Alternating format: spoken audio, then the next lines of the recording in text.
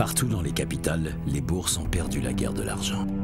Le krach du 26 octobre déclenche la panique à Wall Street. Une nouvelle pauvreté envahit les villes et les campagnes. La prohibition bat son plein et les mafias se divisent le pouvoir. De Joe Kennedy à Al Capone, les entrepreneurs du crime dessinent les nouvelles lois qui vont régir la cité. Hitler s'allie à Mussolini. Franklin Delano Roosevelt devient le nouveau président des États-Unis alors que Léon Blum lance le Front populaire en France. Le monde se cherche. Les Curie découvrent la radioactivité artificielle pendant qu'Einstein défend sa théorie de la relativité. Drôle d'époque. Laurence d'Arabie, l'agent secret, meurt dans un accident de moto. Le 8 novembre 1938, Orson Welles sème la panique dans les villes américaines. Gershwin écrit Un Américain à Paris et Sternberg fait jouer Dietrich dans son premier film. Garbo rit dans Ninotchka et Charlot fait pleurer dans Les Lumières de la ville. Blonde platine est la couleur des années 30 pour le plus grand bonheur des salons de coiffure. Décidément, le monde se cherche toujours. Les réalisateurs qui ont travaillé avec les Marx Brothers étaient des bons techniciens sans grande personnalité. Il y eut pourtant une exception sur le film La soupe au canard qui fut réalisé par Léo McCarey. Jamais les Marx ne furent aussi bien filmés que par ce cinéaste. Nous étions 5 frères. Et c'est bien la seule fois où j'ai toléré de faire partie d'un club qui m'acceptait comme membre. Nous étions des immigrés juifs alsaciens nés à New York à la fin du 19e siècle dans une modeste famille. À cette époque, l'East Side new-yorkais abrite la frange la plus pauvre des immigrés venus d'Europe. Juifs, Irlandais, Italiens.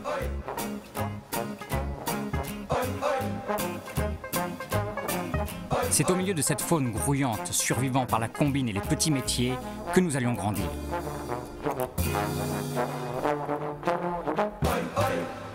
Nous étions déjà des garçons turbulents, très portés sur la plaisanterie.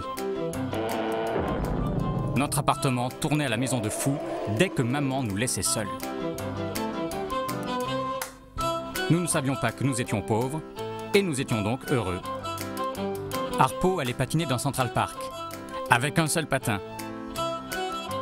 Quand ma tante Anna préparait le repas, elle utilisait le récipient qui servait à la lessive. Et il y avait autant d'amidon dans la soupe que dans le linge.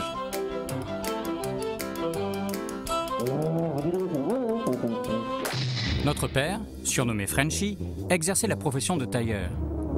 C'est lui qui tenait la maison. Doux et gentil, il acceptait toutes les épreuves avec le sourire. Il ne fut jamais capable d'avoir une boutique pour exercer son métier.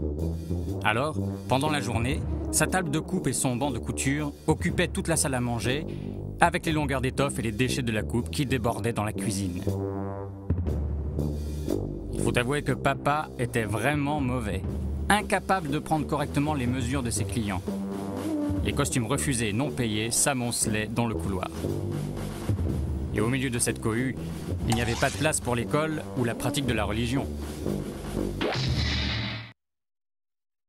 La religion tiendra une grande place dans mon éducation. Je suis né Léo McCarey le 3 octobre 1898 à Los Angeles, dans une famille catholique d'origine écossaise. Après mon diplôme de la high school, je me lance dans des études de droit. Mon parcours est celui d'un jeune homme de bonne famille.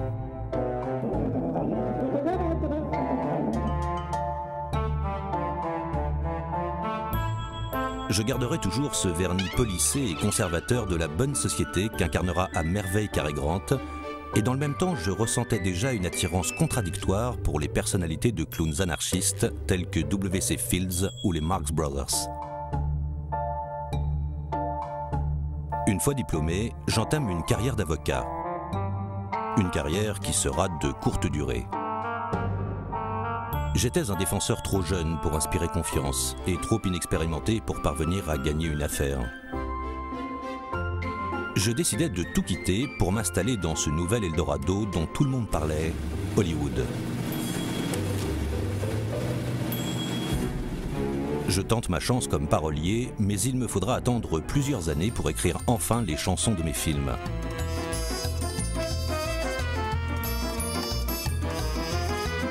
En 1918, j'entre au studio Universal. Déterminé à apprendre les métiers du cinéma, j'étais prêt à accepter n'importe quoi. J'ai commencé par un boulot de script girl. Je voulais à tout prix franchir les portes des studios, faire partie de ces gens. J'adorais cet univers si différent du mien.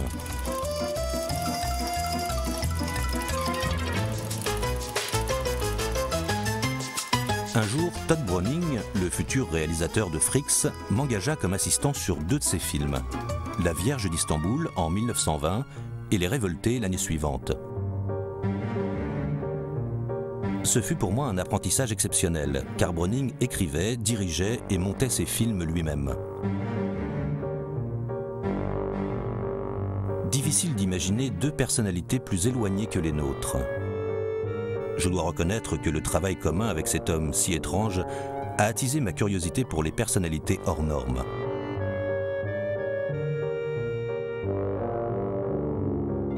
Ceci explique cela, et c'est pourquoi les Marx Brothers m'ont tout de suite plu.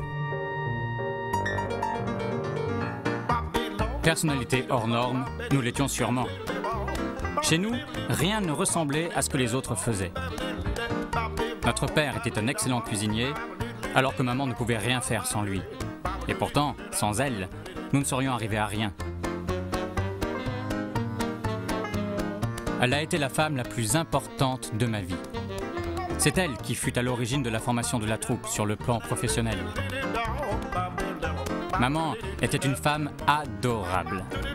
Mais il ne fallait pas trop se fier à son air tendre et à ses regards de biche. Elle possédait la vigueur d'un cheval de Somme et une dévotion pour sa progéniture tout aussi féroce que celle d'une lionne. Elle a consacré toute sa vie de femme à rendre célèbres ses 5 garçons.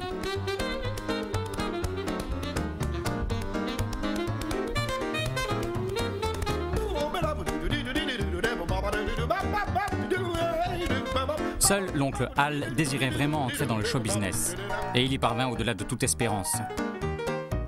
Mais avec nous, la partie n'était pas gagnée.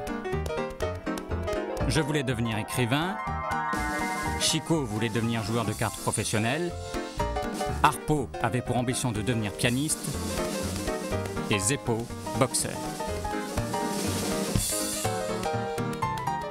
Ce fut l'argent qu'oncle Hal ramenait à la maison qui me fit réfléchir. Il gagnait 200 $ par semaine. Et moi, je ne faisais rien et n'avais même pas une petite amie. Il nous aida à construire nos personnages de scène. Authentique rat de bibliothèque, j'allais naturellement incarner l'intellectuel du groupe. Chico était capable d'imiter à la perfection les accents et les attitudes des immigrés allemands, irlandais, italiens ou juifs.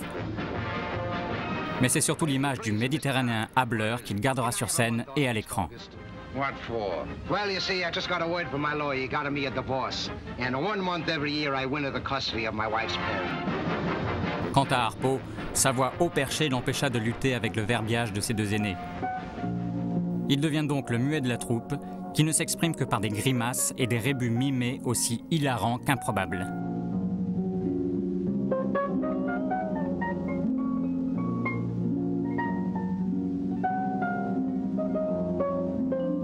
Bernardo, le serviteur de Zorro, sera inspiré par son personnage. Pour préserver la légende, Harpo interdira même à sa propre famille d'enregistrer le son de sa voix. Je débute sur scène en 1905, en travaillant comme choriste pour une compagnie itinérante. Maman décide de nous regrouper et forme un ensemble vocal qu'elle baptise les 4 Rossignols, puis les 6 Mascottes. Elle devient naturellement l'impresario de la troupe et nous accompagne sur la route tandis que papa reste à New York pour tenir la maison. Le virage vers la comédie va s'effectuer par hasard en 1912. Nous nous produisions dans une petite ville du Texas. Les spectateurs, des paysans et des cow-boys, avaient attaché leur monture à la porte du théâtre. Nous avons commencé à nous moquer d'eux, et le public, au lieu de se fâcher, se mit à rire. Ce fut la première fois que nous donnions dans le comique. Nous montons une pièce qui parodie l'école. Nos personnages définitifs viennent au monde.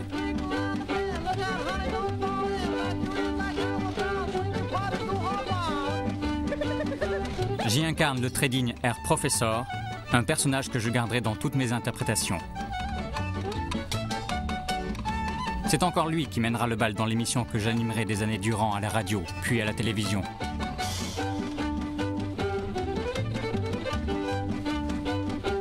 Les Marx Brothers peaufinèrent leurs personnages dans des petites salles.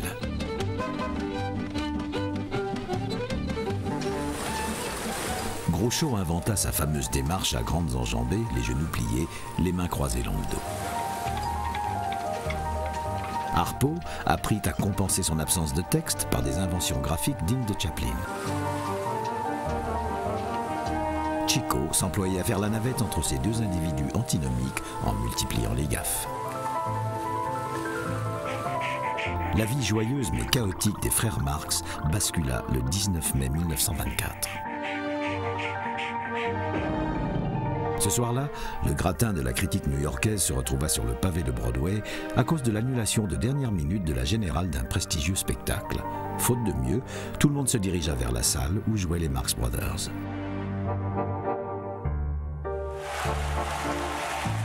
Ce fut un triomphe. Le lendemain, tous les grands quotidiens de New York chantaient les louanges de ces nouveaux venus. Deux autres succès s'enchaînèrent sur les scènes de Broadway, Noix de coco en 1925 et Animal Crackers en 1928.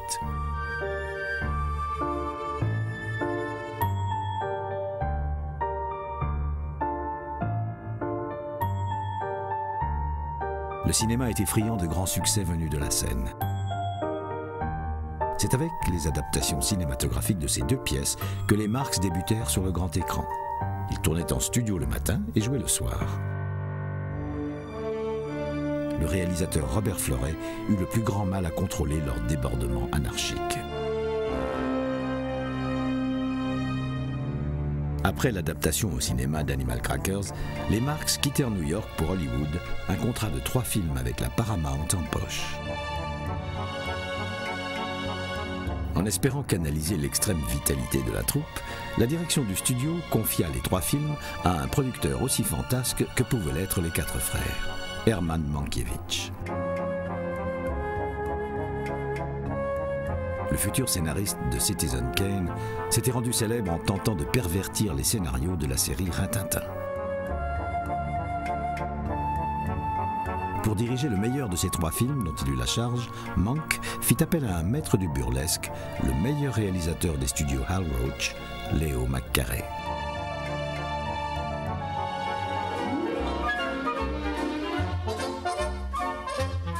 Juste après ma collaboration avec Todd Browning, je me sentais capable de passer à la réalisation. J'entrais au studio Hal Roach en 1923 pour travailler sur des films en 2 bobines de Charlie Chase.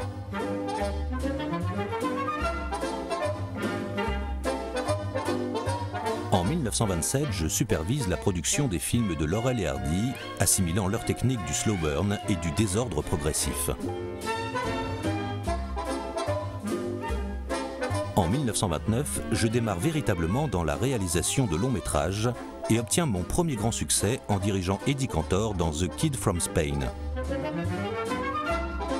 C'est l'année suivante que je suis contacté par Herman Mankiewicz pour diriger les Marx Brothers dans La soupe au canard.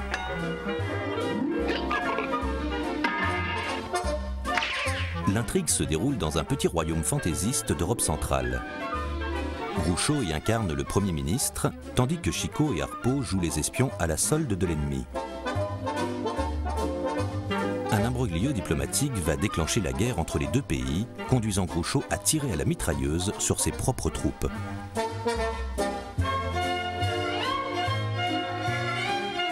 Ce film iconoclaste et ouvertement anarchiste est encore considéré comme le chef-d'œuvre des Marx Brothers au cinéma.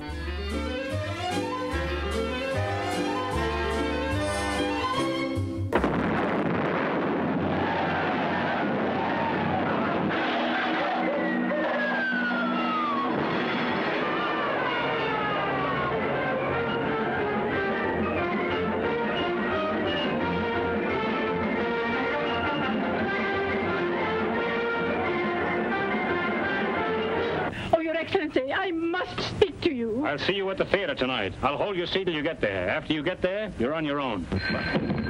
Hello? Hello, yes? No, he's not in yet. All right, well, goodbye. That was for you again. I wonder whatever became of me. I should have been back here a long time ago. They got gone, we got gone, falls out, children got gone.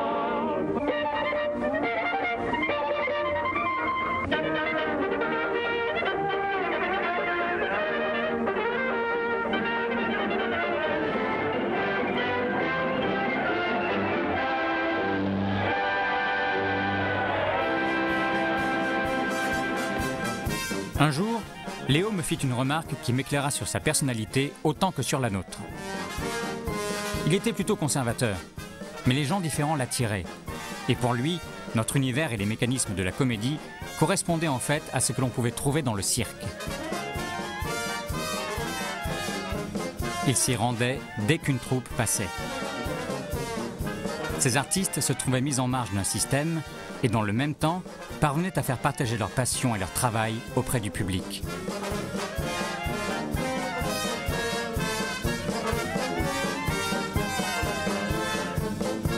Exactement comme nous. Et un jour, nous avons eu l'idée d'écrire un scénario autour de ce monde étrange.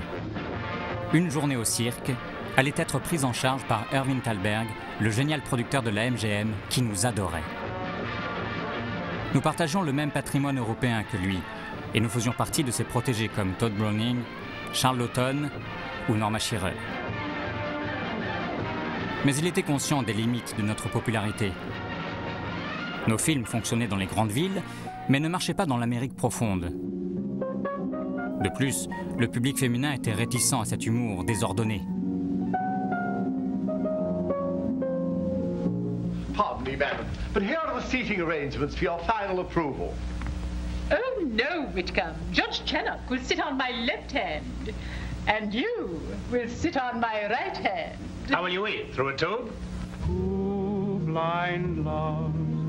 Thalberg mit au point une nouvelle construction scénaristique. Une intrigue sentimentale, interprétée par un couple de jeunes premiers, allait être rajoutée pour attirer le public féminin.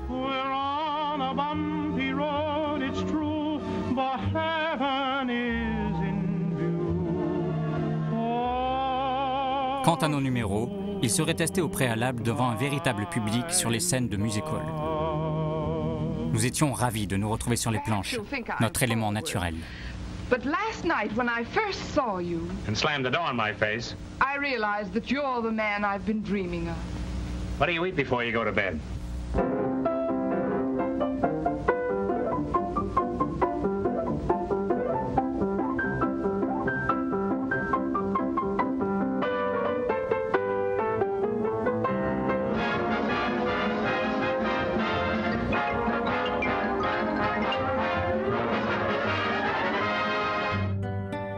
Dans les années 40, Léo McCarey abandonne les clowns anarchisants pour filmer des histoires de curés et de bons samaritains.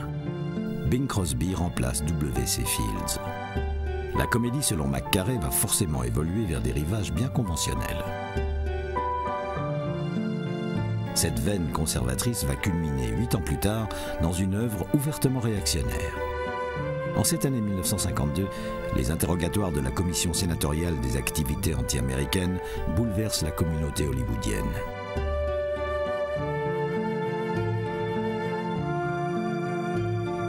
La carrière de plusieurs acteurs, réalisateurs et scénaristes est brutalement brisée.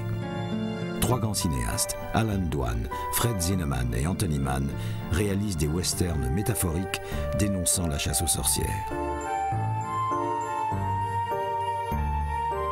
Pour l'autre camp, John Wayne produit et joue dans un thriller anodin et superficiel à la gloire de la lutte anticommuniste. Léo McCarey apporte lui aussi sa contribution à la cause réactionnaire de l'American Legion.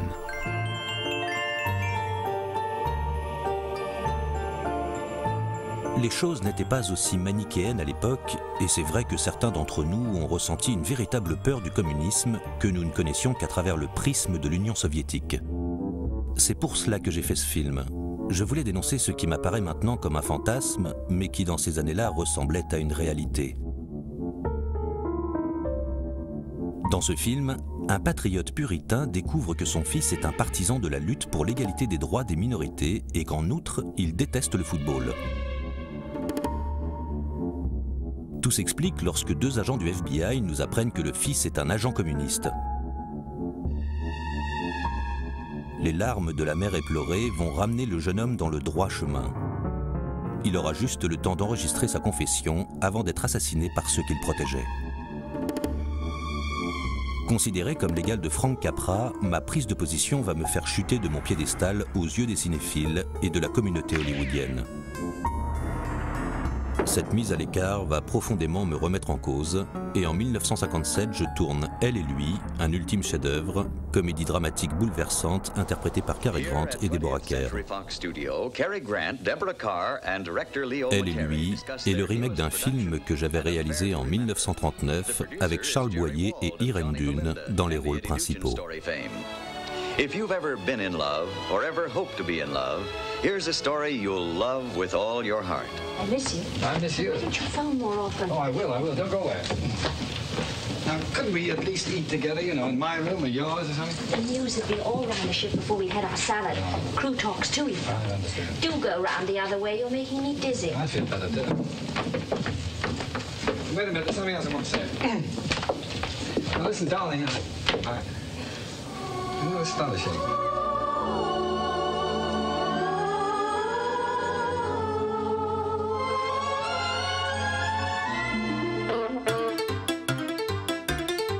Nous avons eu plus de chance que Léo durant ces sombres années. Disons que notre éducation et nos personnalités nous ont permis de faire nos choix et de les assumer. Côté professionnel, les choses ont été difficiles. Après la mort d'Irving Thalberg, il ne restait personne pour s'intéresser à notre carrière cinématographique. Pendant 5 ans, nous continuons à tourner des films planifiés par Irving. Trop anarchistes pour vraiment nous intégrer dans l'écurie policée des acteurs de la firme au Lion, nous décidons de prendre notre indépendance.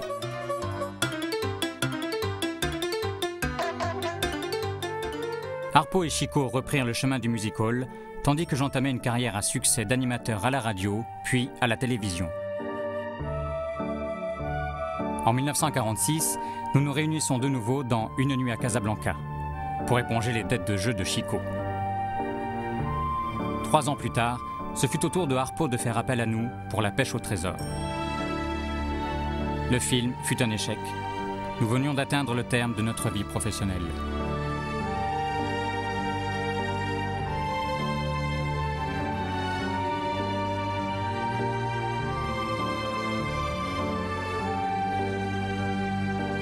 Jusqu'à leur mort, dans les années 60 et 70, les frères, séparés à l'écran, restèrent solidaires et unis dans la vie.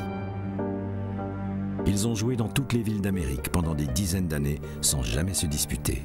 Et Léo McCarey, le seul réalisateur qui sut les mettre en valeur, leur a dit un jour que la fraternité qui les unissait valait toutes les gloires du monde. La suite lui a donné raison.